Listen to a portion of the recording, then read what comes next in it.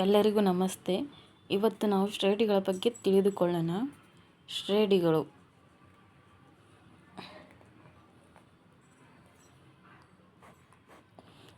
ಇದು ಎಲ್ಲ ಶಾಲಾ ವಿದ್ಯಾರ್ಥಿಗಳಿಗೂ ಹಾಗೂ ಎಲ್ಲ ಕಾಂಪಿಟೇಟಿವ್ ಎಕ್ಸಾಮ್ ಬರೆಯೋರಿಗೂ ಕೂಡ ಯೂಸ್ ಆಗುವಂಥದ್ದು.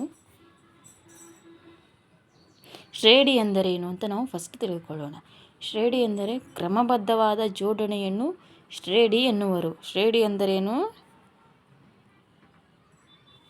ಕ್ರಮಬದ್ಧವಾದ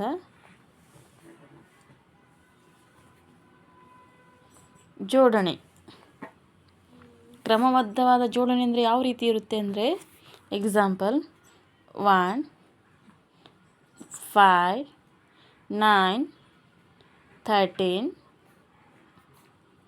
ನೆಕ್ಸ್ಟ್ ಎಕ್ಸಾಂಪಲ್ 1 4 9 16. ಇದರಲ್ಲಿ ಏನಿದೆ, 1 ಮತ್ತು 4 ನಡುವೆ ಎಷ್ಟು ವ್ಯತ್ಯಾಸ ಇದೆ? 4 ಆ್ಯಡ್ ಮಾಡಿದ್ದಾರೆ. ಮತ್ತು 5 ಮತ್ತು 9 ನಡುವೆ 4 ಆ್ಯಡ್ ಮಾಡಿದ್ದಾರೆ. 9 ಮತ್ತು 13 ನಡುವೆ 4 ಆ್ಯಡ್ ಮಾಡಿದ್ದಾರೆ. 13 ಮತ್ತು 4 ಆ್ಯಡ್ ಮಾಡಿದರೆ ಎಷ್ಟು ಬರುತ್ತೆ? 17. ಅಂದರೆ ಇದು 4 ಕೂಡುವುದು. 4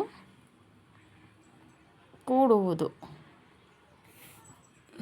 ನೆಕ್ಸ್ಟ್ 1 4 9 16.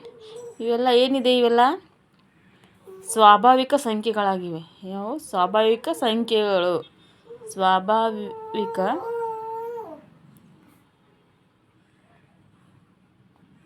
ಸಂಖ್ಯೆಗಳ ವರ್ಗಗಳು. 2 2 4, 3 3 9, 4 4 16, 5 5 25.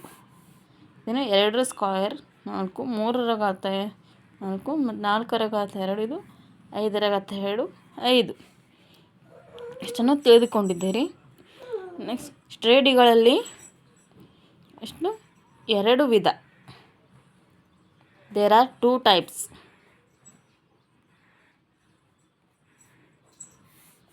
ಫಸ್ಟ್ ಒನ್ ಪರಿಮಿತ ಶ್ರೇಣಿ.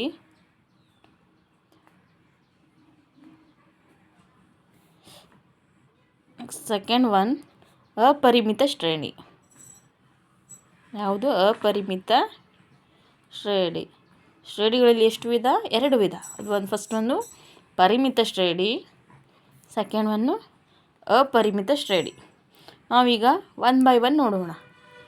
ಪರಿಮಿತ ಶ್ರೇಣಿ ಎಂದರೇನು ಅಂದರೆ, ಪರಿಮಿತ ಶ್ರೇಣಿ ಅಂದರೆ ಇಂಗ್ಲೀಷ್ನಲ್ಲಿ ಏನಂತಾರೆ ಅದನ್ನು? Finite numbers. Do you call it as finite. ಅಪರಿಮಿತ ಶ್ರೇಣಿಗೆ ಇನ್ಫೈನೈಟ್. ಪರಿಮಿತ ಅಂದರೆ ಯಾವ ಸಂಖ್ಯೆಯು, ಯಾವ ಶ್ರೇಣಿಯು ಪರಿಮಿತ ಸಂಖ್ಯೆಯ ಪದಗಳನ್ನು ಹೊಂದಿದೆಯೋ ಅದನ್ನು ಪರಿಮಿತ ಶ್ರೇಣಿ ಎನ್ನುವರು. ಎಕ್ಸಾಂಪಲ್ ನೋಡೋಣ. 2 4 6 8 10 12. ಇಲ್ಲಿಗೆ ಮುಗಿದೋಯ್ತು. Next one a is equal to 8x 1 2x 30.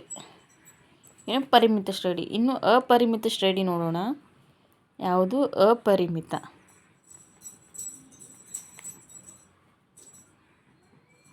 ಅಪರಿಮಿತ ಶ್ರೇಣಿ ಅಂದ್ರೇನು? ಇದು ಏನು? ಪರಿಮಿತ ಶ್ರೇಣಿ ಎಂದರೇನು? ಪರಿಮಿತ ಸಂಖ್ಯೆಯ ಹೊಂದಿದ್ದರೆ ಅದನ್ನು ಪರಿಮಿತ ಶ್ರೇಣಿ. ಯಾವ ಸಂಖ್ಯೆಯು ಪರಿಮಿತ ಸಂಖ್ಯೆಗಳನ್ನು ಹೊಂದಿಲ್ಲವೋ ಅದನ್ನು ಅಪರಿಮಿತ ಶ್ರೇಣಿ ಎನ್ನುತ್ತೇವೆ. ಎಕ್ಸಾಂಪಲ್ ನೋಡಿ ಗೊತ್ತಾಗುತ್ತೆ ನಿಮಗೆ. 1 3 5 9 13 ಸೊ ಆನ್. ಅಂದ್ರೇನು? ಮುಂದೆ ಇನ್ನೂ ಸಂಖ್ಯೆಗಳಿದೆ ಅಂತ ಅರ್ಥ. ಇಲ್ಲಿ ಫಸ್ಟ್ ಎಕ್ಸಾಂಪಲ್ ನೋಡಿ. ಇಲ್ಲಿ ಪರಿಮಿತ ಶ್ರೇಣಿಯಲ್ಲಿ 2 4 6 8 10 12 ಇಲ್ಲಿಗೆ ಸ್ಟಾಪ್ ಆಗಿದೆ.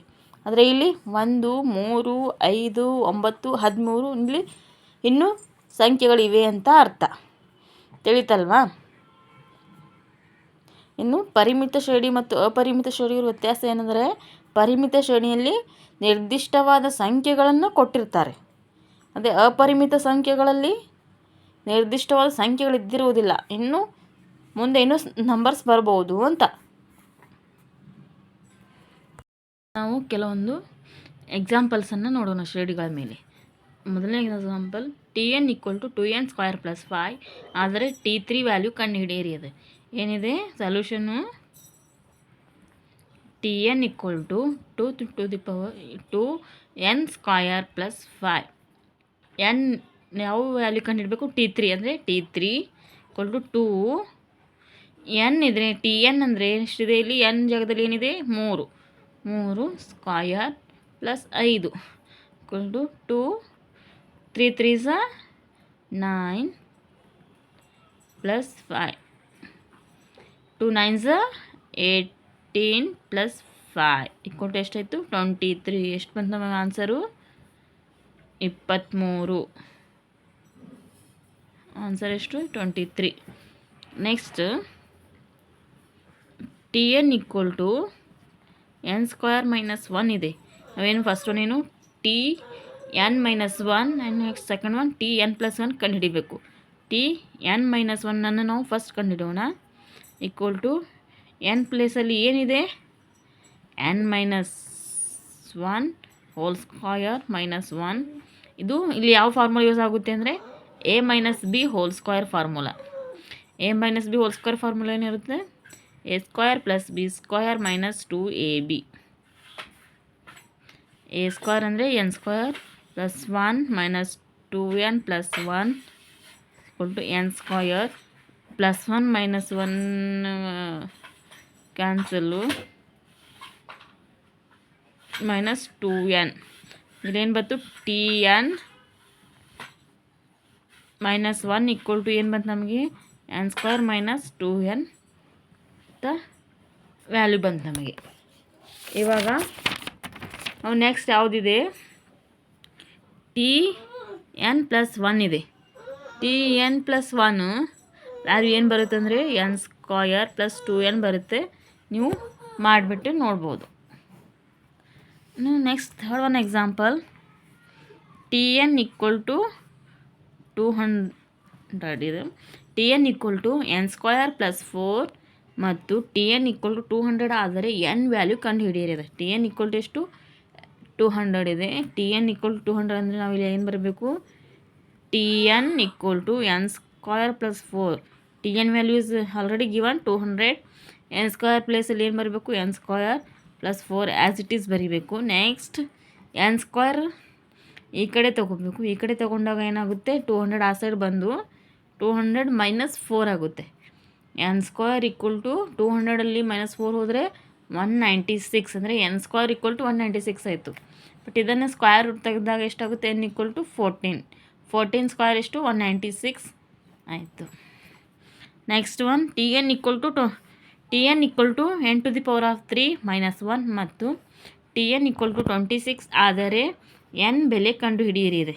Tn = n³ - 1. Tn ಅಂದರೆ ಎಷ್ಟು ಕೊಟ್ಟಿದ್ದಾರೆ? 26 ಕೊಟ್ಟಿದ್ದಾರೆ. ನೆಕ್ಸ್ಟ್ n³ - 1 ಹೇಗಿದೆ ಹಾಗೆ ಇಟ್ಕೊಳ್ಳೋಣ. 26 - 1 ಈ ಕಡೆ ಬಂದರೆ ಏನಾಗುತ್ತೆ? +1 = n3. n3 = 27. ಕ್ಯೂಬ್ ಇದೆ ಅಂದರೆ 3 ನೋಡಿ. ಇವಾಗ n 3 × 3 × 3 ಮಾಡಿದಾಗ ಎಷ್ಟಾಗುತ್ತೆ? 3 3s 9 9 3s 27 ಬರ್ತಲ್ವಾ? ಕ್ಯೂಬ್ ರೂಟ್ ಅಂದರೆ n⁻³ ಅಂದರೆ 26. ನಮಗೇನು ಕೇಳಿದ್ದಾರೆ? n ವ್ಯಾಲ್ಯೂ ಕೇಳಿದ್ದಾರೆ. ಅದಕ್ಕೆ n = 3 ಆಗಿತ್ತು. Thank you.